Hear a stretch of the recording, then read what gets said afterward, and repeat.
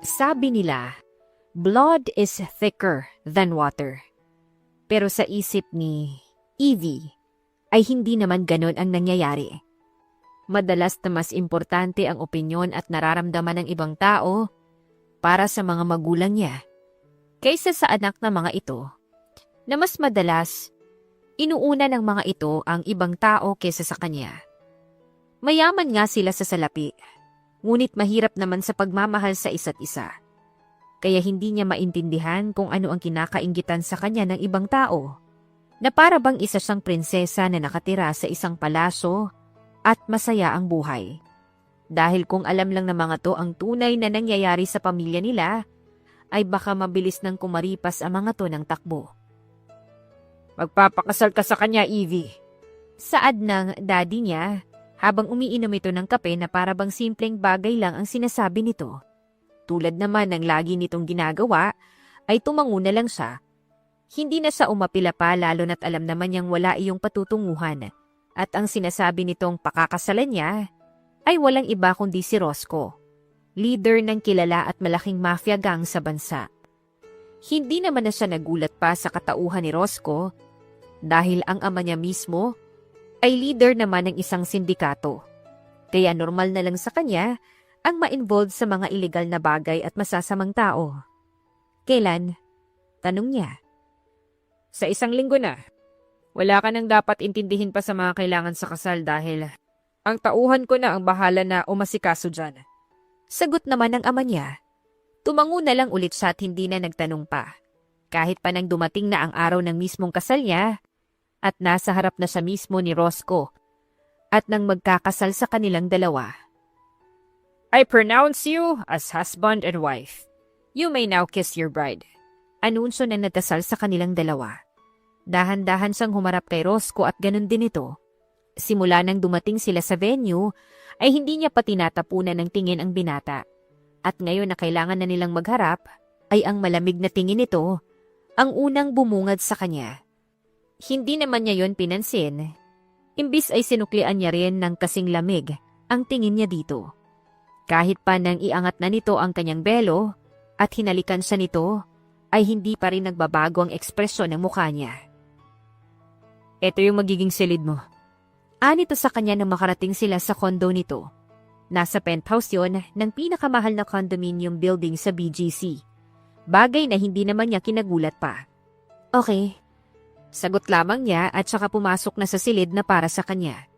Hindi na rin siya naghintay pa ng kung ano pa ang sasabihin nito at sinarado na niya agad ang pintuan niya. Alam naman niya ang magiging estado ng pagsasama nilang dalawa ni Roscoe, na hanggang sa mag-asawa sa papel lang ang magiging koneksyon nilang dalawa, kaya wala siyang plano na mag-invest ng kahit na ano para dito. Good morning, madam! Bati sa kanya ng kasambahay ni Roscoe na si Linda. Handa na ba yung almusal, ate? Tanong naman niya. Handa na po. Kaya lang, nauna na si Sir Roscoe kumain. Ayos lang. Umalis na ba siya? Opo. Sagot naman ito. Mabuti naman. Anya tsaka dumiretso na sa hapag para kumain. Habang naiwan namang naguguluhan si Linda sa kinatatayuan nito. Hindi naman na niya ito pinansin at kumain na lang. Subalit tila hindi ganun si Linda dahil lumapit pa ito sa kanya para magtanong. Madam, hindi ba kakakasal niyo lang dalawa ni Sir? Oo. Bakit bumalik agad siya sa pagtatrabaho? Wala ba kayong balak na mag-honeymoon na muna? Diretsong tanong pa nito. Muntik naman siyang mabulunan sa narinig. Honeymoon? Bakit naman namin gagawin yun? Mag-asawa po kayo, madam. Sa papel lang, Linda. Siguro naman ay aware ka sa ginagawa ng amo mo. Sagot niya pa. Napasimangot naman agad si Linda sa narinig niya. Akala ko pa naman nakapag-move on na si Sir kaya siya nagpakasal. Hindi pa pala. Naka-move on? Kanina naman siya mag-move on. Usisa niya naman. Nag-iba naman agad ang ekspresyon ng mukha ni Linda. Tila ba pinagsisisihan nito na nabanggit nito yon sa harap niya. Sabihin mo na, Linda. Wala naman akong pakialam sa personal na buhay ni Roscoe, no? Pilit niya nang hindi pa rin ito nagsalita. Kung wala naman po pala kayong pakialam, bakit niyo po gustong malaman? Tanong naman ito sa kanya. Dahil sinimulan mo, Narinig ko na at na-curious ako, kaya gusto kong malaman. Hoy, si Madam Chismosa rin. Asar naman ito sa kanya. Umirap naman siya dito. Sabihin mo na o magagalit ako sa'yo dahil tinawag mo akong chismosa. Sasabihin ko na, Madam. Ano po? May fiancé po si Sir Roscoe bago kayo. Si Madam Elaine po yun. Kaso, namatay na po siya. Namatay? Bakit? Anong kinamatay niya? Nakidnap po siya ng mga sindikato, Madam. Sagot nito. Kailan niya nangyari? Mga 1 taon na rin po yung nakalipas, Madam. 1 taon pa lang? Opo. Kaya medyo nagulat din po ako nang nalaman ko na magpapakasal na si Sir. Naiisip ko na ang bilis naman niyang pinalitan si Madam Elaine. Pero mali pala ako. Tumango naman siya. Alam niyang iniisip ni Linda kahit na hindi na nito sabihin pa. Maybe he wants distraction. Bakit naman niya gagawing distraction yung pagpapakasal, Madam? Because it's also a business, Linda. Kinasal lang kami dahil may kasunduan sila ng daddy ko. At ayos lang po sa inyo yun. Nagkibit balikat siya. Wala naman akong choice. Bakit naman wala, Madam? Usisa naman ito. Basta, secret. Sagot naman niya at saka binalingan na ang pagkain. Habang kumakain naman ay hindi niya mapigilan ang mapaisip sa mga nalaman niya. Kung bakit pumayag si Roscoe na magpakasal sa kanya kung kamamatay lang ng fiancé nito. Alam niyang higit pa sa distraction ang dahilan ng pagpapakasal nito sa kanya. Alam niyang mahigit pang dahilan yon. Samantala, hindi naman maintindihan ni Roscoe kung ano ang uunahin niyang trabaho. 1 araw lang naman siyang nawala pero tambak na agad ang mga kailangan niyang gawin. Sa totoo lang, ay wala sa plano niya ang pagpapakasal kay Evie, ni hindi niya naisip na magpapakasal pa siya pagkatapos mamatay ni Elaine. Ngunit para sa kapayapaan ng lahat, ay tinanggap pa rin niya ang alok ng ama nito na makasal sa kanya si Evie, kapalit ng pagkamatay ni Elaine. Dahil din mismo sa sindikato ng ama nito. Ang ama kasi ni Evie ang dahilan kung bakit namatay si Elaine. Wala sana siyang balak tanggapin yun. Ngunit nang makita niya ang kawawang si Evie at marinig ang sinabi ng ama nito na kung hindi siya pakakasal sa anak nito, ay ipapakasal naman niya ang dalaga sa iba pa nitong kasosyo sa negosyo bilang collateral. Hindi siya ang klase ng tao na mabilis mahabag, ngunit sa pagkakataon na yon ay nakaramdam siya ng awa para kay Evie.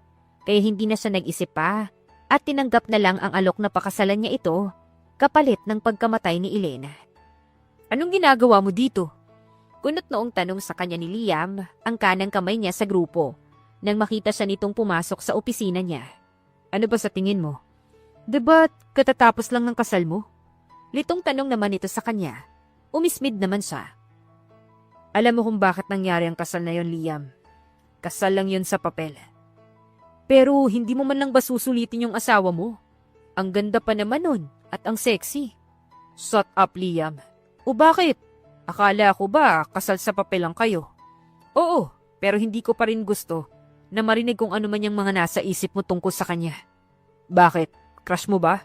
Nakangising tanong naman ito sa kanya. Wala na tayo sa high school para sa ganyang bagay, Liam.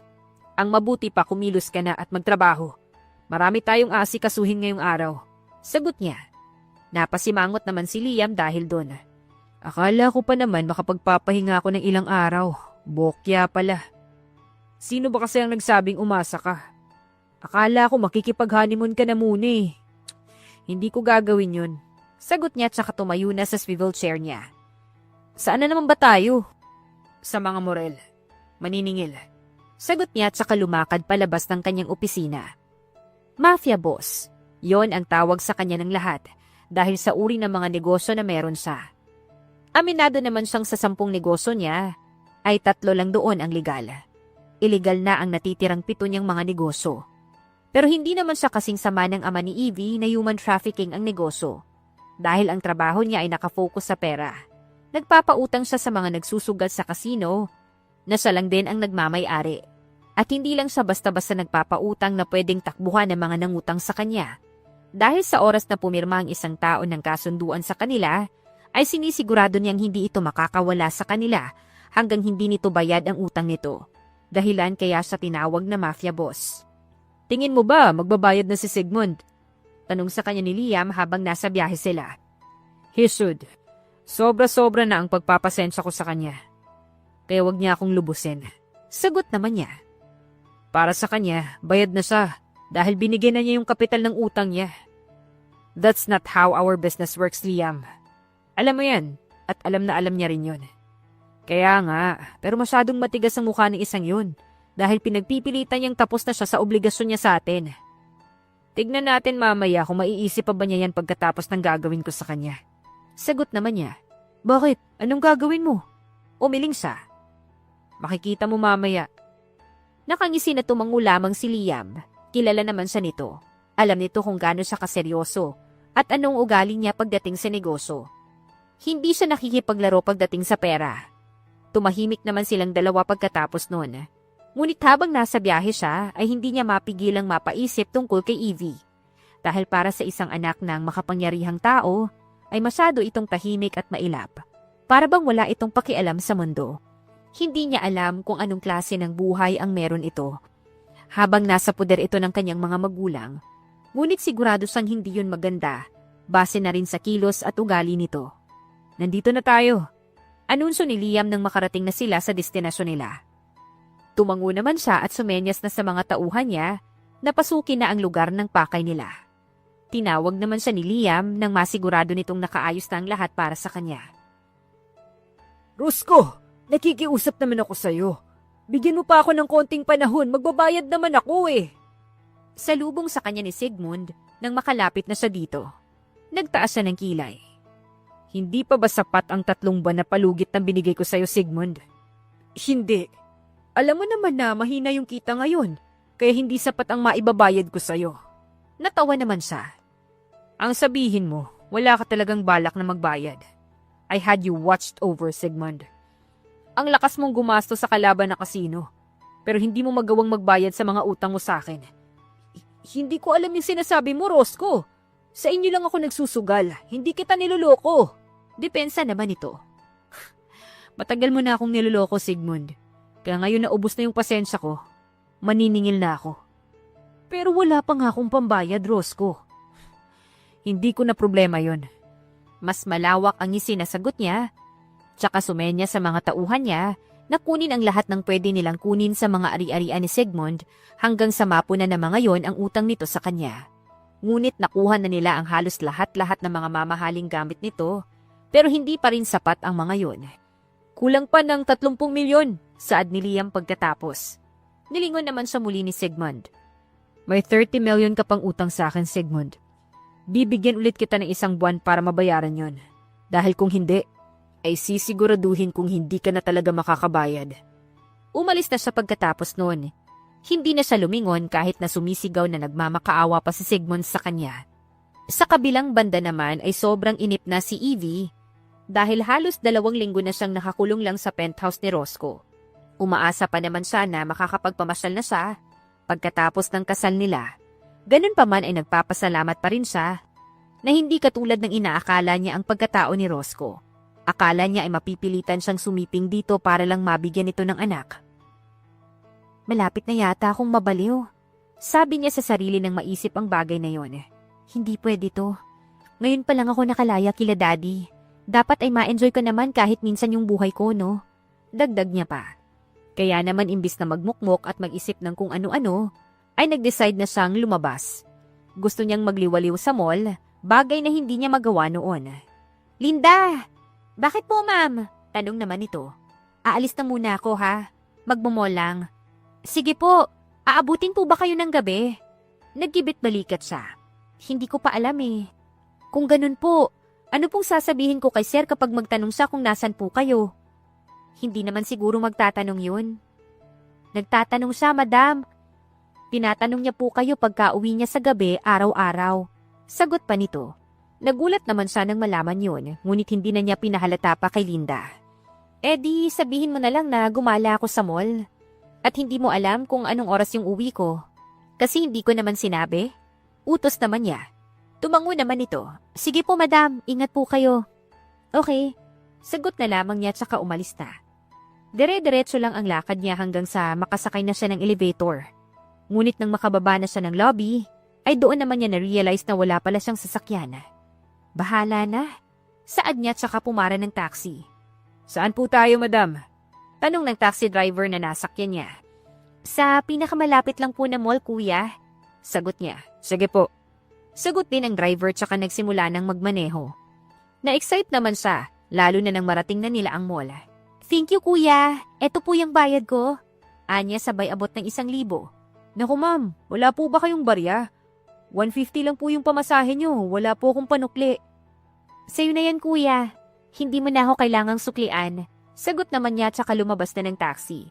Pagpasok niya sa loob, ay sa food court agad siya pumunta para kumain ng kung anong magugustuhan niya. Matagal na kasi niyang pangarap ang makakain sa ganun, ngunit lagi siyang pinagbabawalan ng mommy niya. Kaya ngayon na may pagkakataon na siya, ay gagawin na niya ang lahat ng gusto niya. Pagkatapos kumain, ay nanood naman siya ng sine. Tapos ay nag-ikot-ikot sa iba't ibang butik at namili ng kung ano-ano.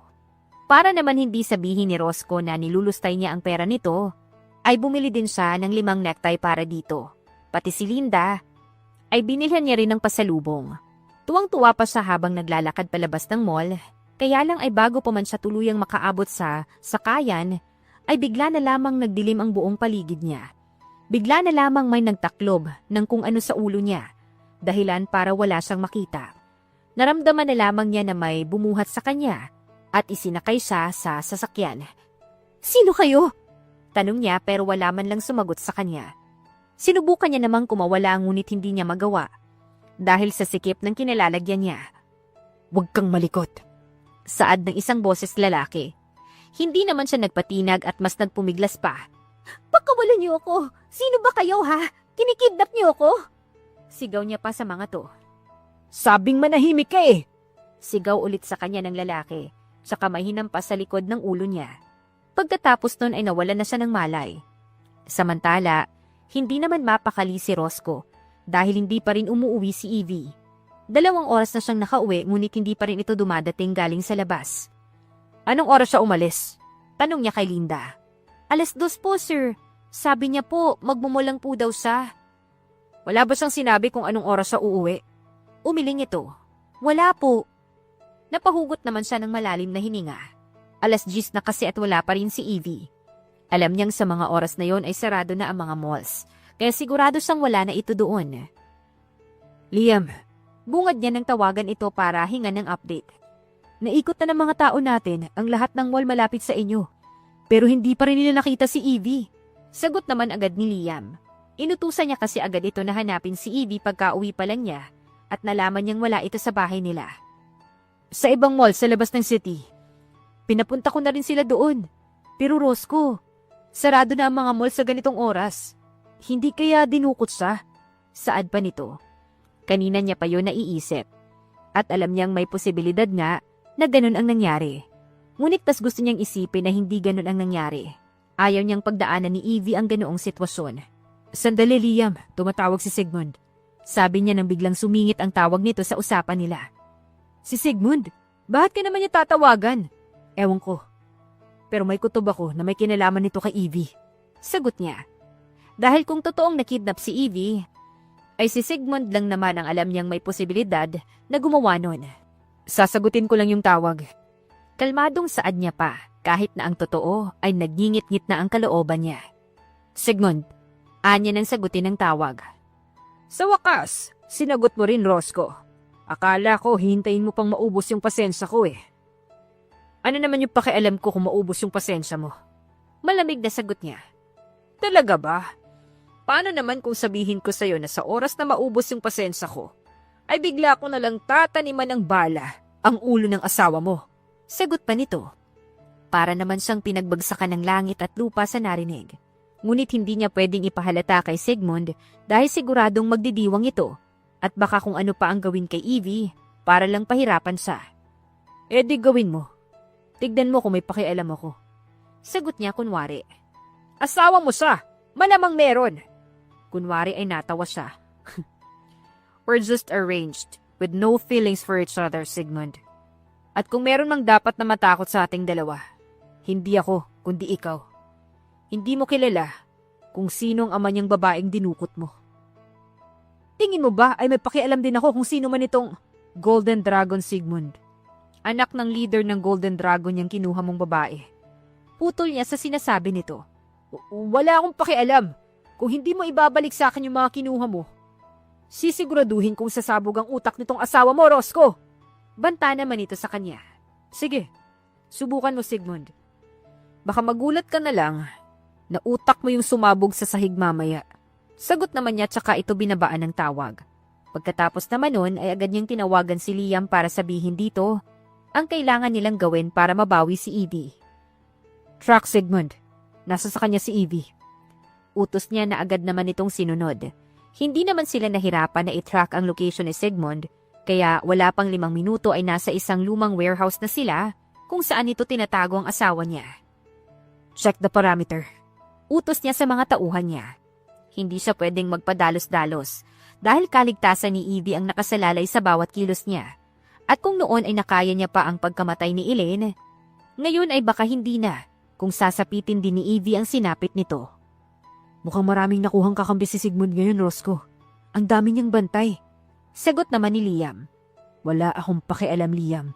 Kailangan nating makuha si Evie nang walang kahit na anong galos. Seryoso niyang saad. Kami na ang bahala sa mga alagad ni Sigmund. Pagtango ni Liam. Sige. Sagot niya tsaka diretsong tinahak ang daan papasok ng warehouse habang hawak-hawak ang kanyang baril. Sa bungad pa lang ng warehouse ay may namataan na agad siyang 2 tauhan ni Sigmund na agad naman niyang pinaulanan ng bala. Wala na siyang balak pang magpatumpik-tumpik pa, lalo na't hindi niya alam kung ano na ang lagay ng asawa niya. Makita lang kita, Sigmund. Sisiguraduhin ko na mahahati ka sa 8. Nagngingit-ngit ang mga ngipin niyang saad habang maingat na naglalakad na ulit papasok ng warehouse. Ilan pang mga tauhan ni Sigmund ang nakasalubong niya na agad niyang pinaputukan. Hindi na niya binigyan pa ang mga to ng pagkakataon na makabunot ng baril at baka sa pa ang maunahan ng mga to. Halos magwala naman siya nang maikot na niya ang buong warehouse, ngunit hindi pa rin niya nakikita si Evie.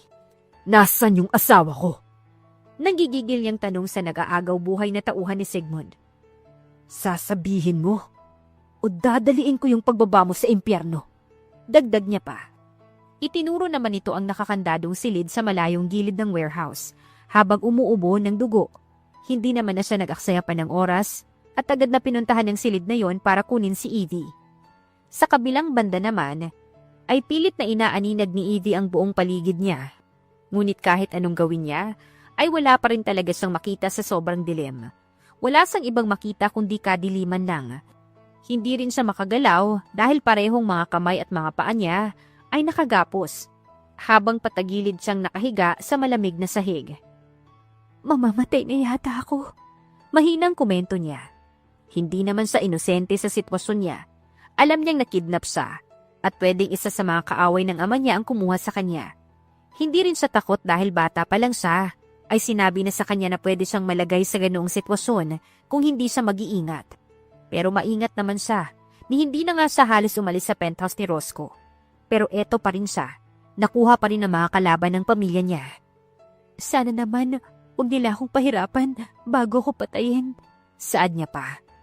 Halos mabulag naman siya nang biglang bumukas ang lahat ng ilaw sa paligid niya at habang unti-unting umaayos ang paningin niya, ay may imahe ng isang lalaki ang papalapit sa kanya. Inaasahan na niya na isa yon sa mga kidnappers niya. Ngunit laking gulat na lamang niya nang tuluyang luminaw ang paningin niya at makitang si Roscoe yon. Anong ginawa nila sa'yo? Bungad agad nito sa kanya habang tinutulungan siyang makaupo. Pagkatapos sa isa-isang kinalag ang mga nakatali sa kanya. Wala pa. Sagot naman niya. Wala pa? Hinihintay mo bang may gawin sila sa'yo? Kunot noong tanong nito sa kanya.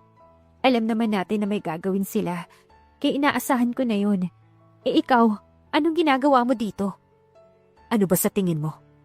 Sa lubong ang mga kilay na tanong naman ito sa kanya habang inaalalayan siya nitong tumayo.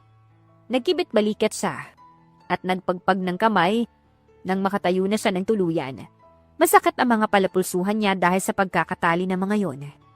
Hindi mo ba inaasahan na ililigtas kita? Tanong pa sa kanya ni Roscoe. Umiling naman siya.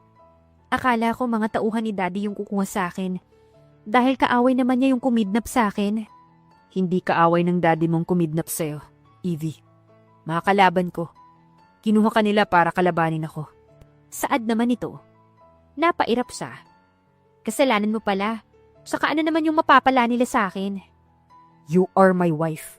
Saad naman ito na para bang hindi niya alam ang bagay na yon. Nagtaas naman siya ng kilay. Ano naman? Kinuha ka nila para pahirapan ako. Sagot pa ni Roscoe. Natawa naman siya. Paano ka naman mahihirapan sa ginawa nila? Nasa akin ba yung puso mo para mamatay ka na lang bigla dahil kinuha nila ako? Hindi naman, diba? Hindi naman ito nakapagsalita kaya tinalikuran na niya ito para makaalis na siya sa maruming lugar na yon. Samantala, hindi naman makapaniwala si Roscoe sa naging reaksyon ni Evie sa nangyari. Alam naman niyang maaaring sanay na ito sa ganoong bagay. Lalo na't anak naman ito ng pinuno ng isang sindikato. Ngunit hindi pa rin niya inaasahan na tila wala itong pakialam kung patayin man ito ng mga kidnappers. Para bang handa na itong mamatay anumang oras. Sandali! Shit! Bulalas niya nang marinig ang putukan mula sa labas ng gusaling pinagtaguan kay Evie. Agad naman niyang tinawid ang distansya nilang dalawa ng dalaga at itinago ito sa likod niya. Nandyan yung mga kalaban. Sabi pa niya habang hinihila ito para dalhin sa ligtas na sulok. Dito ka lang. Dagdag niya pa. Tumangulang naman ito habang walang reaksyon na nakatingin ng diretso sa kanya. Babalikan kita dito. Pangako na lang niya tsaka ito tinalikuran para daluhan at tulungan ang mga kasama niya. Hawak ang baril niya ay sumugod siya sa kung saan nangyayari ang barilan. Papatayin ko kayong lahat! Dinig niyang sigaw ni Sigmund nang maabutan niya ito.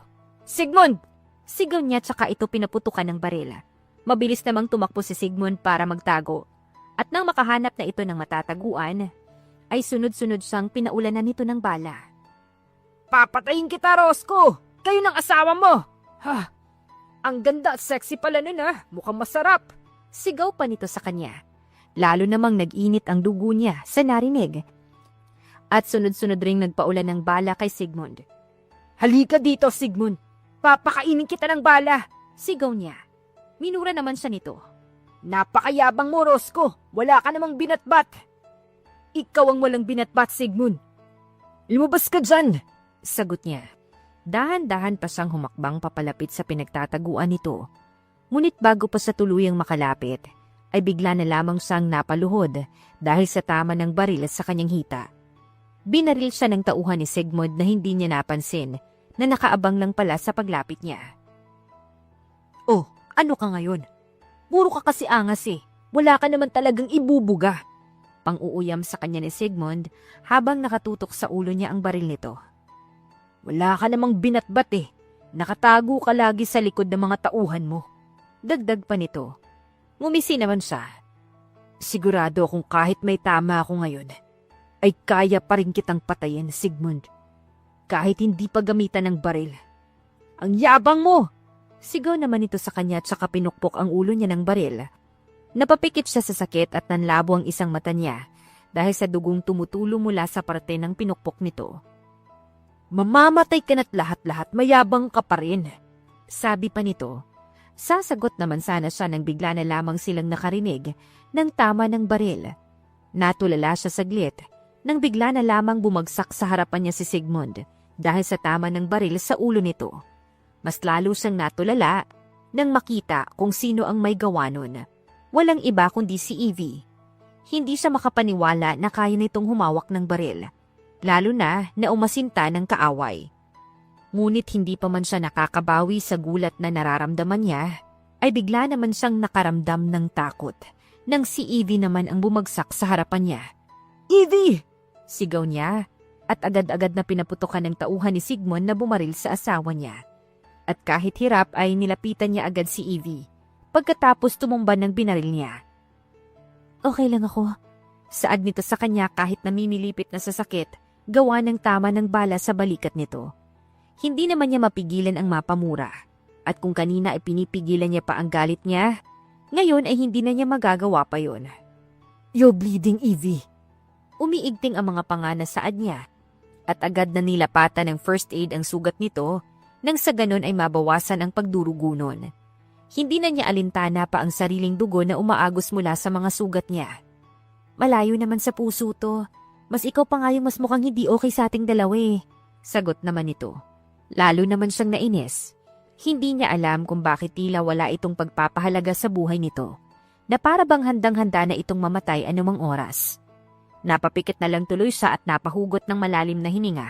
Just be quiet, please. Mamamatay na nga ako pero wala pa rin akong karapatang magsalita. Nakairap na sagot naman ito. You're bleeding. Alam ko, at hindi naman ako bulag at lalong hindi ako manhid. Sigaw pa nito pabalik sa kanya. You're unbelievable. Nagagawa mo pa talaga makipag-away sa akin sa oras na to. Bakit ka ba kasi nagagalit? Inaano ba kita? Singhal pa nito sa kanya. Hindi naman na siya sumagot pa at binuhat na lang ito para madala sa kotse niya. Hirap man sa paglalakad, ay pinilit pa rin niya itong madala doon. Safe na ba tayo? Tanong naman ni Evie sa kanya. You're safe with me. Malamig na sagot naman niya. Parang hindi naman. Komento pa nito na lalo niyang kinainis. Hindi na lang tuloy siya nagsalita. Pagdating naman sa sasakyan niya ay sinisiguro muna niyang komportable ang pagkakaupo nito sa backseat. Tsaka siya umikot para sa driver's seat. Roscoe! Tawag sa kanya ni Liam bago pa siya makapasok sa loob ng sasakyan niya. May tama ka? Tanong pa nito. Evie shot Liam. Dadalhin ko siya sa ospital. Sabi pa niya. Ikaw din naman. Ako na yung magdadala sa inyong dalawa sa ospital. Sagot nito tsaka sa inalalayan papasok sa loob ng sasakyan niya. Make sure they will suffer from what they did to my wife, Liam. Utos niya pa rin kahit nasa biyahe na sila papunta sa ospital. Ang mga bata na natin ang bahala sa kanila. Sagot naman ito habang diretso lamang ang tingin sa daan. Pagdating naman sa ospital ay agad din silang inasikasong dalawa ni Evie. Sabay silang inoperahan para maalis ang bala sa loob ng katawan nila. Patay na si Sigmund, Roscoe. Bungad na sabi ni Liam sa kanya pagkatapos ng operasyon niya. I know. Evie killed him. Evie? Si Evie ang pumatay kay Sigmund? Yes. She shot him straight in the head. Sagot niya na parang maliit na bagay lamang ang ginawa ng asawa niya. Wow! Your wife can hold a gun and kill someone? Her father is the syndicate's leader, Liam. We shouldn't be wondering about that. Ay, oo nga pala. Tapos, mafia boss naman yung asawa niya. Wala nga palang pinagkaibang dalawang yun. Sagot naman ito. Hindi siya umimik at napailing na lang. Sa ngayon, ayaw na muna niyang isipin ang tungkol sa nangyari. Ang importante para sa kanya ay ligtas ang asawa niya. Sa kabilang banda naman ay hindi maiwasan ni Evie na makaramdam ng pagka-proud sa sarili pagkatapos ng nangyari. Natutuwa siya na nagamit na niya ang natutunan niya sa pagpa-fire range sa totoong buhay. Kumusta na yung pakiramdam mo? Tanong sa kanya ni Roscoe. Ayos naman. Ikaw? Tanong niya rin. Dahil kung titignan ay mas mukhang grabe pang injuries nito kesa sa kanya. Ayos lang din. Parang hindi naman. Hindi ka nga makalakad eh. Kaka-opera ko lang, Evie. Ako rin naman. Ismid niyang sagot. Ang tigas ng ulo mo, no? Ayaw mong magpatalo. Komento naman ito sa kanya. Sino ba kasi ang nagsabing mabait ako? Ang daddy mo. Sabi niya, hindi sasakit yung ulo ko sa'yo. Pero bakit tingin ko na-scam niya ako? Wow ha? Baka ako yung na-scam. Ang sabi ng daddy ko, wala akong poproblemahin kapag nagpakasal ako sa'yo. Pero eto, hindi pa nga umaabot ng 1 buwan, muntik na akong mamatay dahil sa kagagawan mo. Sagot naman niya. Talagang ayaw magpatalo. Hindi ko sinasadyang madamay ka. Hindi ako naniniwala. Dahil kung talagang hindi mo gustong madamay ako, di sana hindi ka gumawa ng kahit anong pwedeng ikagalit ng lalaking yun. Kastigo niya kay Roscoe. Alam mo kung sino at ano yung pagkatao ko, Evie. No, I don't. I don't even know you, aside from your name and the fact that you are a mafia boss. Which makes no different from my father. I am different from your father, Evie. I don't kill people to make a living. Sagot naman ito sa kanya. Pareho lang kayong illegal ang kinabubuhay. Sagot niya. Bata pa lang siya, alam na niyang hindi mabuting tao ang kanyang ama, na ang lahat ng meron sila ay dahil sa kasamaang palad ng ibang tao. Ngunit ganun pa man ay hindi niya magawa ang magreklamo o tumanggi man lang sa mga binibigay ng mga to sa kanya. Dahil unang-una, minsan siyang naniwala na normal lang ang ganoong gawain ng kanyang ama.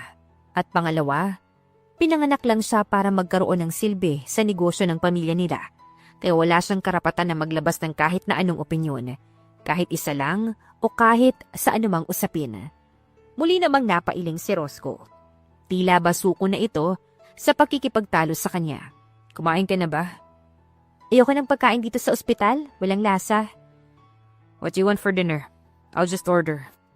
Mas gusto ko yung luto ni Linda, sagot niya. Tumango naman ito at wala nang sinabi. Pinanood na lamang niya itong pumindot ng kung ano sa cellphone nito hanggang sa ilagay ni Roscoe yun sa tenga nito. Linda, pakidala naman kami dito na makakain. Yes, anything na may sabaw. Bring fruits as well. Alright, thank you. Inutusan mo si Linda? Tanong niya. Sabi mo, gusto mo ng luto niya, diba? Oo, pero hindi ba yun hassle para sa kanya? Ang dami niya pang gawain sa bahay. Ayos lang yan sa kanya. At kung inaalala mo yung mga gawaing maiiwan niya, tatawag na lang ako ng pwedeng gumawa nun habang nandito si Linda. Gagawin mo yun? Para hindi ka na mangamba. Sagot naman ito sa kanya. At ewan niya pero tila may kung ano siyang naramdaman dahil sa naging sagot nito. Hindi yun ang unang beses na ganun ang ginawa ni Roscoe para sa kanya.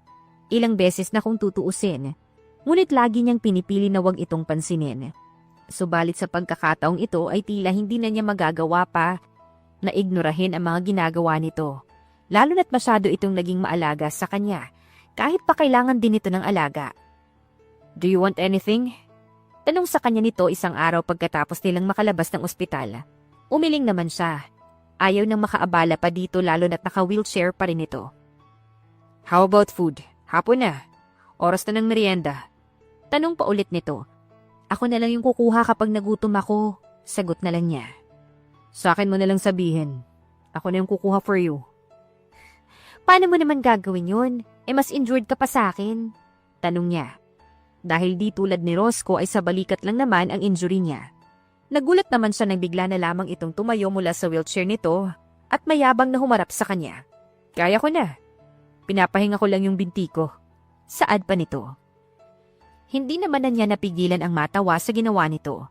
Hindi niya talaga alam kung bakit pero mas lalo siyang nakaramdam ng kakaiba. Anong nakakatawa? Anong naman ni Roscoe sa kanya? Ikaw! Nakakatawa ka! Naiiling na sagot naman niya. Akala naman niya ay maiinis ito sa kanya. Na mapipikon ito dahil pinagtatawanan niya ito. Pero mali siya. Dahil imbes ay ngumiti lang ito't nailing. Pwede bang tumabi? Tanong nito sa kanya. Tumango naman siya. Sa'yo naman tong sofa kaya bakit nagpapaalam ka pa sa akin? Nauna kang naupo eh. Baka ayaw mong tabihan kita. Bakit mo naman naisip yun? Baka lang naman.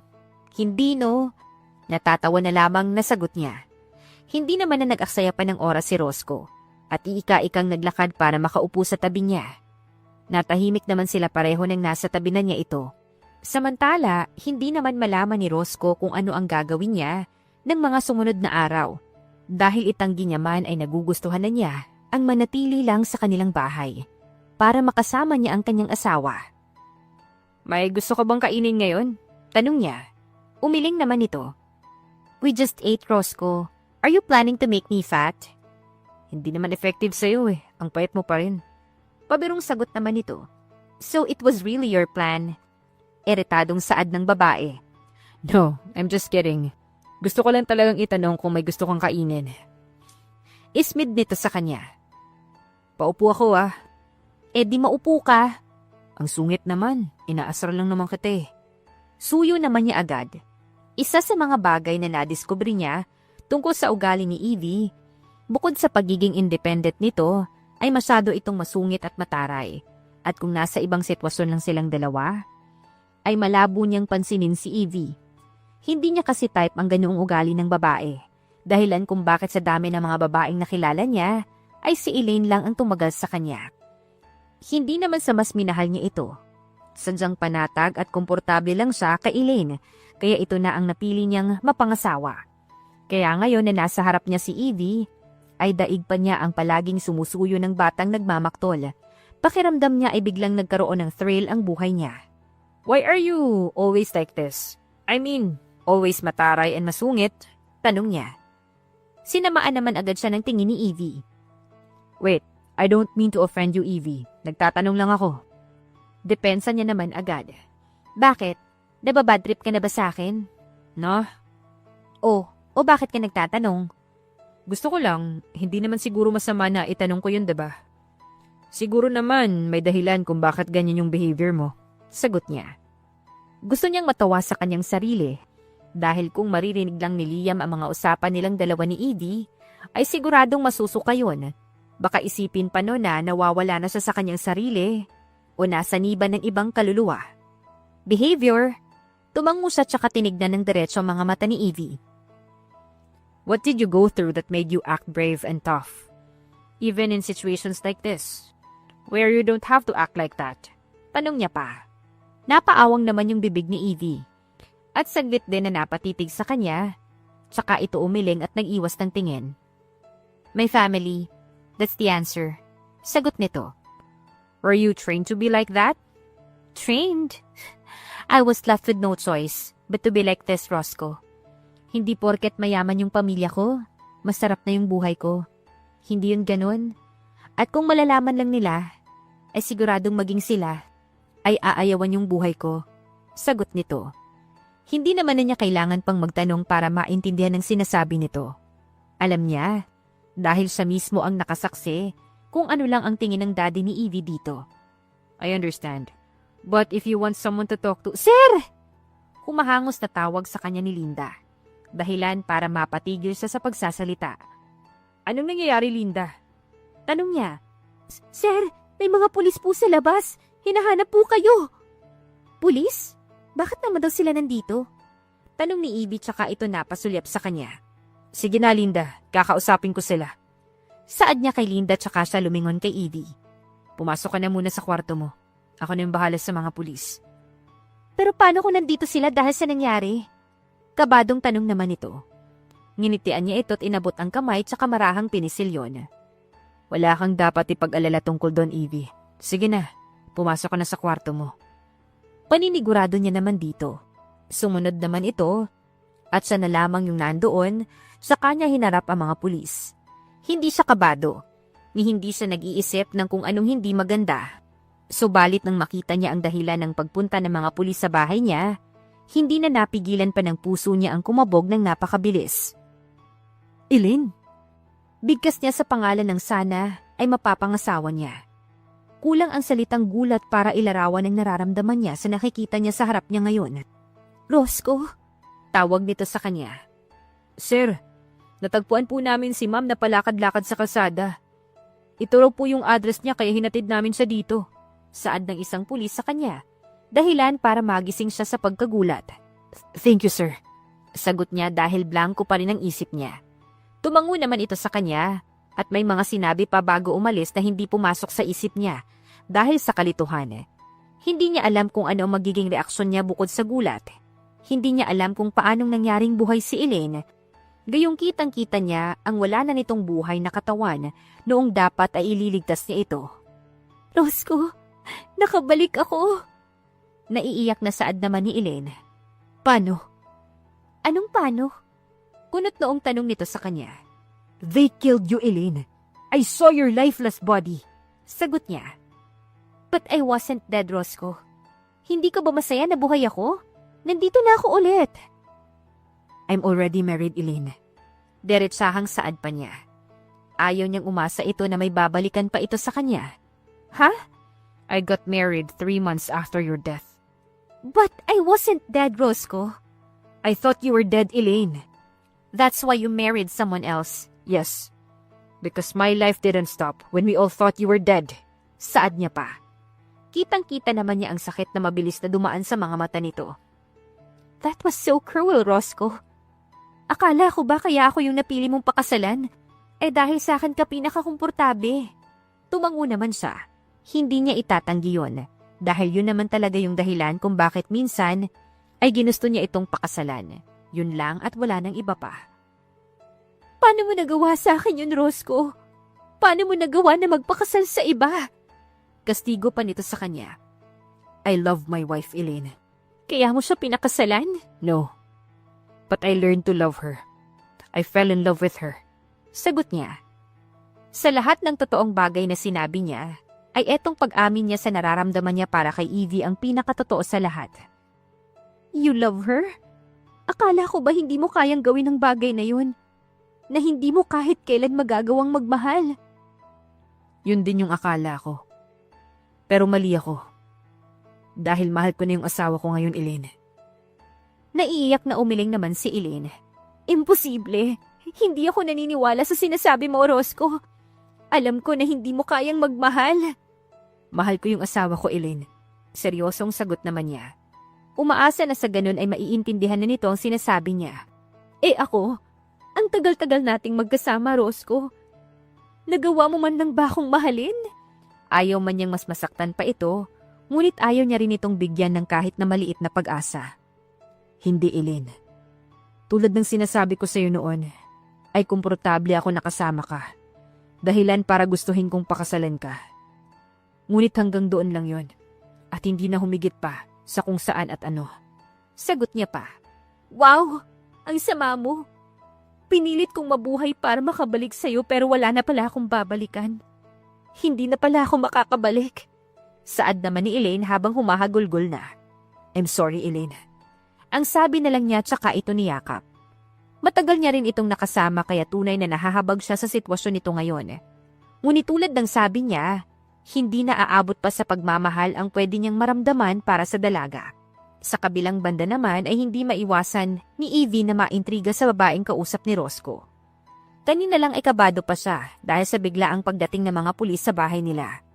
Ngunit ngayon, hindi na niya maiwasan ang magngit-ngit dahil sa nakikita niya ngayon sa harapan niya. Nasa di kalayuan siya at tanaw na tanaw niya ang pag-uusap ng dalawa. Nakita niya kung paanong yakapin ni Roscoe ang kaharap nito dahil naging emosyonal na ito. Sino siya? Tanong niya kay Linda habang pareho silang nakatanaw kay Roscoe at sa kausap nitong babae. Nagpapalit-palit naman ng tingin si Linda mula sa kanya at sa dalawang nasa harapan nila. Tila hindi nito alam kung sasagutin ba ang tanong niya o hindi. Sabihin mo na, Linda. Pilit niya pa. Si Madam Elaine po, ma'am. Elaine? Si Madam Elaine po, yung dating girlfriend ni Sir, Madam. Yung naikwento ko sa inyo nung minsan. Yung ex-fiancé niya? Opo, siya nga po yan, Madam. Akala ko ba patay na siya? Sa lubong ang mga kilay na tanong niya. Yun din po yung alam ko, Madam. Kaya nga po hindi ako makapaniwala na nakikita ko siya ngayon eh. At siguradong ganun din po si Sir. Sagot pa nito. Tumango naman siya at muling binalingan ang dalawa. May kung anong kirot siyang naramdaman sa dibdib habang pinapanood ang mga to. Emosyonal pa rin si Elaine habang yakap-yakap ni Roscoe. Minahal ba siya ni Roscoe? Tanong niya ulit kay Linda kahit pa alam niyang mas ikakakirot ng dibdib niya ang maririnig niya. Madam, just answer me, Linda.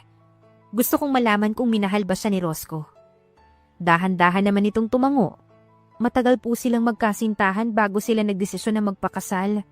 Mahal na mahal siya ni Sir. Kaya nung akala namin na namatay na si Madam Elaine, sobrang nasaktan si Sir. I see. Saad niya lang tsaka tumalikod para bumalik na sa silid niya. Sa loob ay pinakawalan na niya ang mga luha na kanina pa nagbabadyang pumatak habang naglalakad pa lang siya pabalik sa silid niya. You're stupid, Evie. Napakitaan ka lang ng konting kabaitan.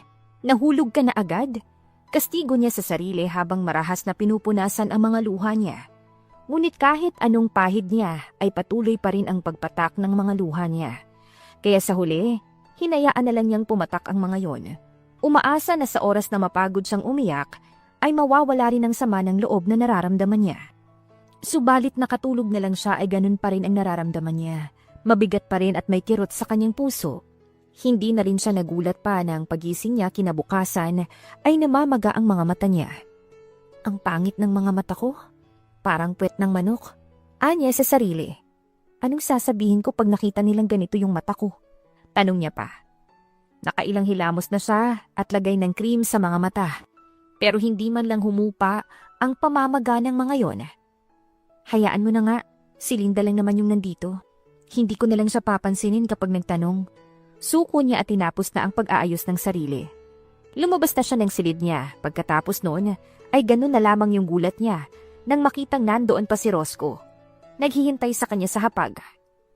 Anong nangyari sa mga mata mo? Bungad nito sa kanya. Nasaan yung kasama mo kagabi? Imbes ay tanong niya rin. Sadyang hindi niya pinansin ang tanong nito. Umuwi na, kahapon pa. Malamig na sagot naman ito. Tila walang pakialam sa tanong niya. Ba't mo pinauwi? Bakit di mo na lang siya dito pinatulog? Baka mamaya may nangyari na naman sa kanyang hindi maganda. Mapait niyang saad habang nagsasandok ng pagkain niya. Kunot noon naman siyang tinitigan ni Roscoe. Binalingan niya naman ito. I know her, Roscoe. She was your fiancé, right? She was supposed to be in this spot. Your wife. But don't worry, I will be willing to step aside and give her back this spot. Sa kanya din naman to dapat eh. Diretsahan niyang sagot. What are you saying? Iritadong tanong naman ito sa kanya. I'm giving you two a chance to be together again. That's what I'm saying. If it's not still clear to you, sagot naman niya. Why the hell would you do that? Because you love her. I don't. I did, but not anymore. Evie, where did you get that idea, huh? Galit nitong kastigo sa kanya. Ang noon naman niya ang kumunot habang nakatingin kay Roscoe. Hindi niya maintindihan kung bakit nagagalit ito sa kanya, gayong nagpaparaya na siya para makasama nito ang babaeng mahal nito. Why are you angry? Di ba dapat magpasalamat ka na lang sa akin dahil hindi ka na mahihirapan na makasama yung babaeng mahal mo? Hindi mo ba narinig yung sinasabi ko, ha? Hindi ko na siya mahal, Evie. Hindi ko mahal si Eileen, kaya tigilan mo na yung sinasabi mo. How can you unlove her easily when you were together for a long time? Imbes ay tanong niya. Inis na napahawi naman si Roscoe ng buhok nito at napahugot ng malalim na hininga. Who said I loved her? Tanong nito sa kanya pagkatapos. Hindi ako naniniwala na hindi mo siya minahal. Well, maniwala ka na. Dahil hindi naman talaga. We were together, yes. But that's only for companionship. Komportable ako sa kanya. Kaya kami nagplano na magpakasal nun. Tinaasan niya naman ito ng kilay. Oh, yun naman pala eh. Ayaw mo bang makasal sa babaeng komportable ka? Mas gusto kong makasal sa babaeng mahal ko. Sagot naman niya. That's what I'm saying, Roscoe. Hindi ka naman nakikinig eh. Hayaan mo, ipapaayos ka na yung annulment natin bukas na bukas. You won't do that, Evie. Bakit hindi? Na-stress na ako sa'yo, ha? Ikaw na nga tong tinutulungan na makasama yung babaeng mahal mo tapos ikaw pa yung may ayaw. Kasama na kita, kaya bakit kailangan mo pang gawin yun? Taas kilay naman itong saad sa kanya. Natigilan naman siya. Hindi niya alam kung mali lang ba siya ng pagkakaintindi sa sinabi nito. O yun talaga ang ibig sabihin nun. Seryoso ako, ha? Seryoso din ako. Mukha ba akong nakikipagbiruan sa'yo, ha? Sagot nito. Si Elaine yung mahal mo. Hindi nga, ang kulit mo talaga. Anito tsaka walang pasabi siyang binuhat mula sa kinauupuan niya. Roscoe, bitawan mo nga ako! Sigaw niya ngunit hindi naman siya pinansin nito. Diretso lang ang lakad nito hanggang sa marating na nila ang loob ng silid nito. Hoy Roscoe! Ba't mo ako dinala dito? Sigaw niya paulit. Hinampas na niya ang balikat nito pero hindi pa rin ito natinag. Imbes ay marahal lang siya nitong binaba sa malaki nitong kama. Simula ngayon, dito ka na matutulog. Sabi pa nito. Sinong nagsabi? Ako. Natatawang sagot naman ito. Bakit? Dahil mag-asawa tayo. At mahal kita, kaya dito ka sa tabi ko. Sabi pa nito. Imbis naman malinawan ay tila lalo lamang siyang naguluhan. Ha? I know that you know what I meant, Evie. Stop playing stupid. I'm not playing stupid. Hindi ko talaga maintindihan. Ano ba yung hindi mo maintindihan sa mga sinabi ko? Napayuko naman siya at napahawak sa isa niyang kamay. Namahal mo ko. Anong mahirap intindihin dun? Arranged lang naman tayo, Roscoe. So? Porket ba arranged, hindi na kita pwedeng mahalin, ha? Kailan mo ba ako minahal? It started after our wedding. Sagot nito. Mabilis naman siyang napabilang sa isip niya. Kung gaano na sila katagal na kasal, 7 buwan, gano'n na sila katagal kasal, kaya gano'n na rin katagal ang pagmamahal sa kanya ni Roscoe. Bakit ngayon mo lang sinasabi kung gano'n? Kung sinabi ko ba sa'yo nun, maniniwala ka? Tatanggapin mo ba ako? Tanong din ito sa kanya. Dahan-dahan naman siyang tumango. Oo. Bakit? Tanong nito sa kanya. Dahil mahal din kita. Mahinang sagot niya. Manghana na patitig naman sa kanya si Roscoe. Tila ba hindi ito makapaniwala sa narinig mula sa kanya. Inirapan niya tuloy ito. Mahal mo ko? Bingi ka ba? Mataray na sagot naman niya. Ang taray mo talaga. Natatawang sagot naman ito tsaka siya pinatakan ng halik sa pisngi. Nagulat naman siya ngunit hindi niya na pinahalata pa yon. Sinasabihan mo akong stupid pero ikaw din naman eh. di lalong mas bagay tayo dahil pareho tayong stupid. Sagot pa nito, ewan ko sa'yo, Roscoe. Sagot naman niya tsaka nagpumilit na kumawala sa yakap nito na hindi naman niya nagawa dahil lumapat na ang labi nito sa kanya. Hindi naman niya mapigilan ang sarili na mapadaing dahil sa sensasyon na hatid sa kanya ng halik ni Roscoe. Lalo na nang magsimula na rin itong haplusin ang katawan niya. Samantala pakiramdam naman ni Roscoe ay sinusunog siya ng buhay dahil sa init ng nararamdaman niya sa katawan niya habang hinahalikan pa rin niya si Evie. Mahal kita, Evie.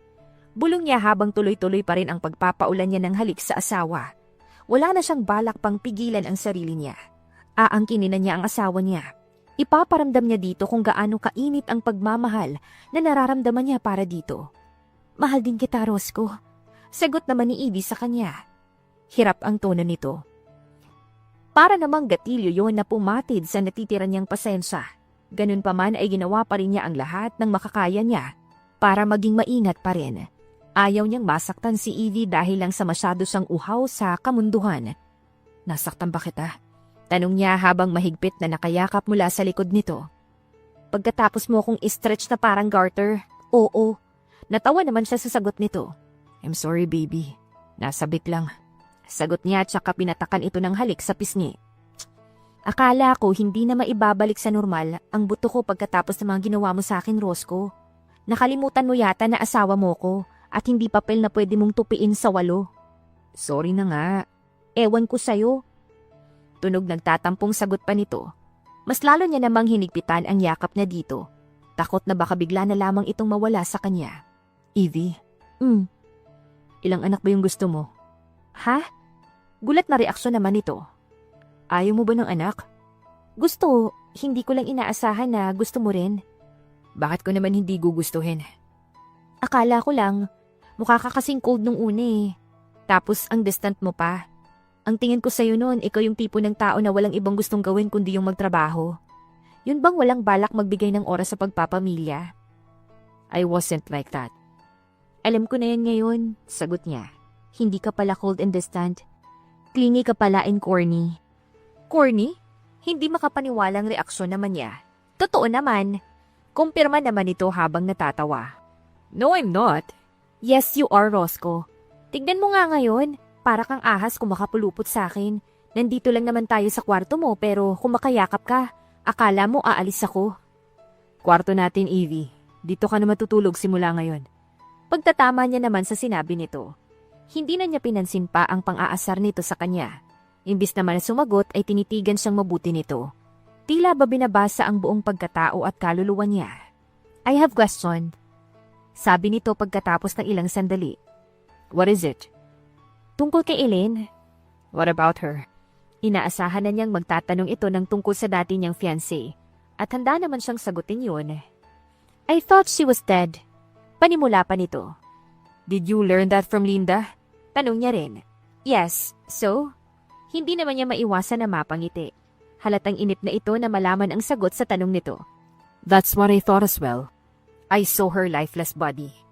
Then, why was she alive now? I asked Liam to dig about what happened. Why Elaine reappeared alive after dying. What did Liam say? Wala pa. But I'm sure mahahanap niya yung sagot. Sagot naman niya. Ayaw na sana niyang isipin pa si Elaine o kung ano man ang nangyari sa dalaga. Ngunit alam niya na hindi sila matatahimik hanggang hindi niya malulutas kung ano ang nangyari. Dahil kahit siya ay hindi naniniwala sa sinabi nitong bumalik ito para sa kanya. I want you to just stay here, Evie. Huwag sanang matigas yung ulo mo para hindi ka na mapahamak ulit. Paalala niya sa asawa bago umalis para magtrabaho. Hindi na nga, dito lang ako. Tsaka sa dami ng bodyguards na nilagay mo dito, sa tingin mo ba makakaalis pa ako? That's for our safety, especially for you. Bakit? May banta na naman ba sa akin? Wala. Pero gusto ko pa rin na mag-ingat tayo. Para hindi na maulit yung nangyari nung nakaraan. Hindi ko na alam kung ano magagawa ko sa oras na maulit pa yon, Evie. Napanguso naman ito at napahawak sa kamay niya na para bang bata na nagpupumilit na ibili niya ito ng laruan. Hindi na nga yun mauulit. I know. Nakangiting sagot naman niya dahil talagang siniguro niya yun. Hindi lang 2 bodyguards ang nilagay niya para magbantay sa asawa niya, kundi 10. Ayaw niya man isipin ay mas mabuti nang handa siya sa anumang mangyari. Sige na nga, Alis ka na, baka malate ka pa. Taboy na nito sa kanya. At gustuhin man niyang magpalambing pa ng kahit konti, ay pinilit na niya ang sarili na umalis dahil hindi siya pwedeng magsayang ng oras. Uuwi din ako kaagad. Saad niya tsaka ito pinataka ng halik sa labi. Mabilis na siyang tumalikod pagkatapos noon para hindi na siya mahirapan pang umalis. Pagdating naman niya sa opisina niya ay nandoon si Liam para salubungin siya. Anong balita? Tama ka sa inala mo, Roscoe. Hindi nga si Elaine ang babaeng yun. Si Rita yun. Rita? Elaine's best friend? Kunot noong tanong niya.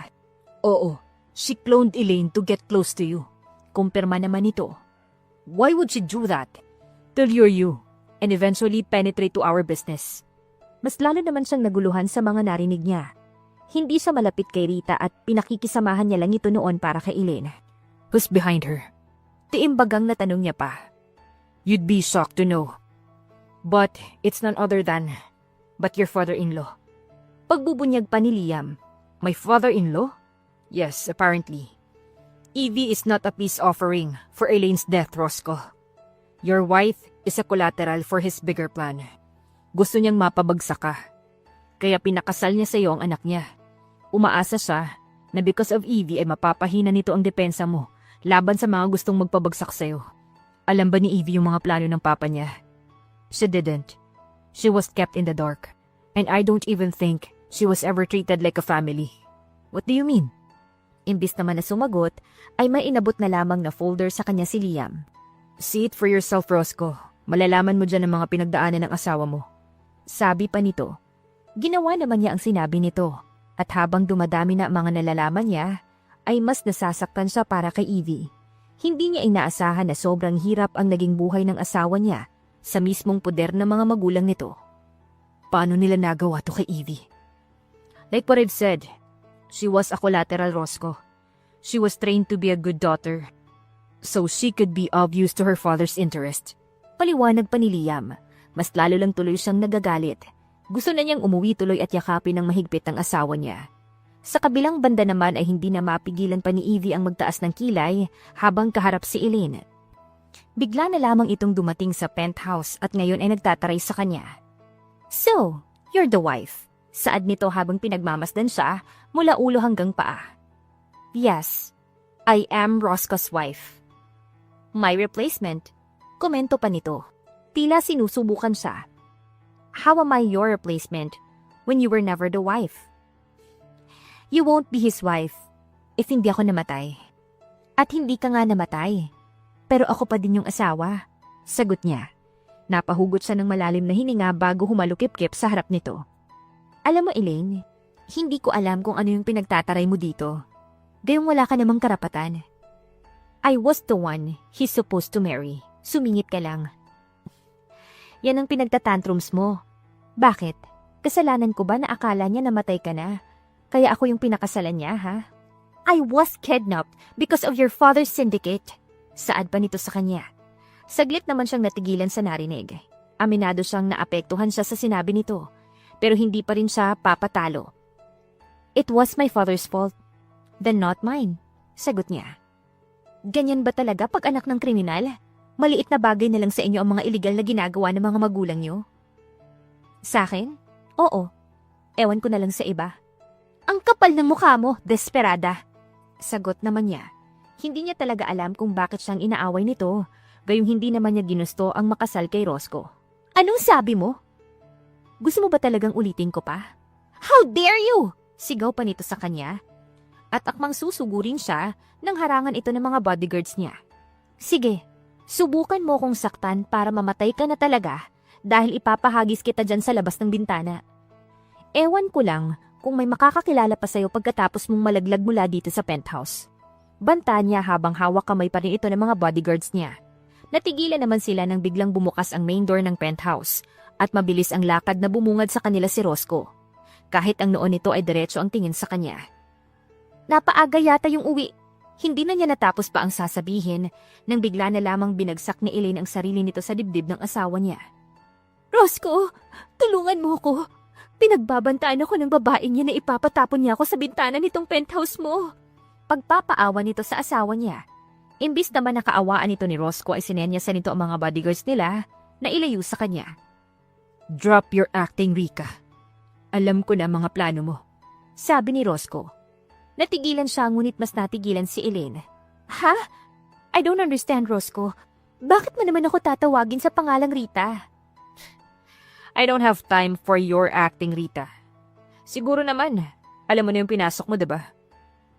Ano ba yung mga sinasabi mo, Roscoe? Ako to, si Elaine. Pilit pa nito pero hindi ito pinansin ni Roscoe.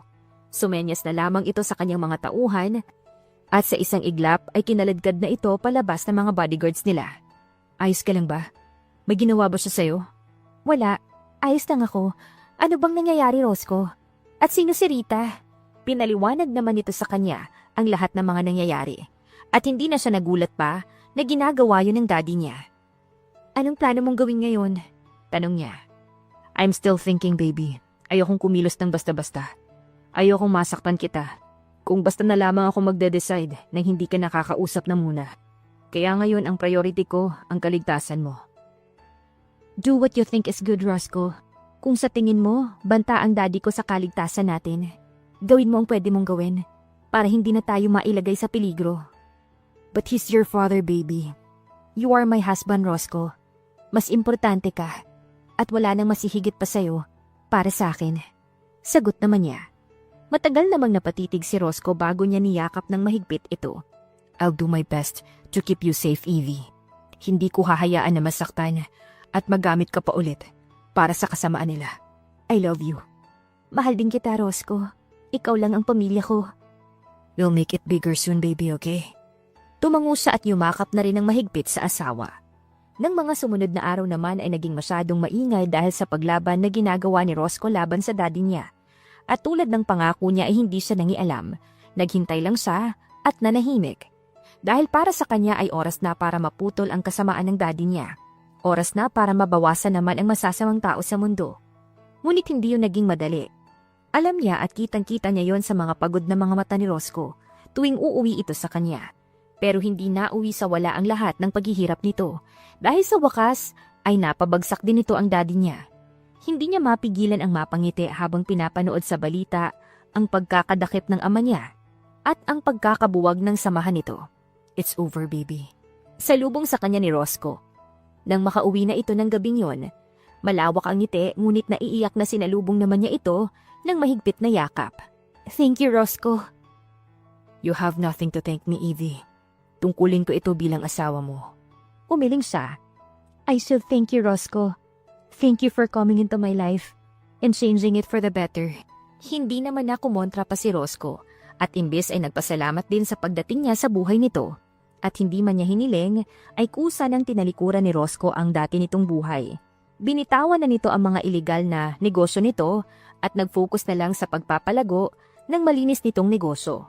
Habang siya naman ay nakasuporta lang sa likod nito. Masaya ka ba sa akin? Tanong nito sa kanya isang araw habang nagpapahangin sila sa veranda ng bagong bili nilang beach house. Sobra, Roscoe. Sobrang saya ko na dumating ka sa buhay ko. Ikaw? Masayang masaya. Dahil sa'yo ay nagkaroon ng magandang direksyon ng buhay ko. Sagot pa nito. Napangiti naman siya. Hindi niya inaasahan ang buhay na meron siya ngayon. Ngunit labis-labis siyang nagpapasalamat na ito ang inilaan sa kanya ng Panginoon.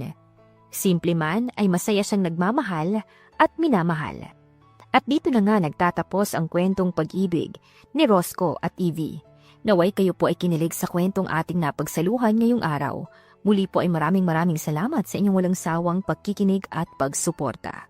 Hanggang sa susunod, abangan pa rin po ang mga nakakakilig na kwentong pag-ibig. Siyempre dito pa rin po yan sa inyong inaabangang Dear Jen.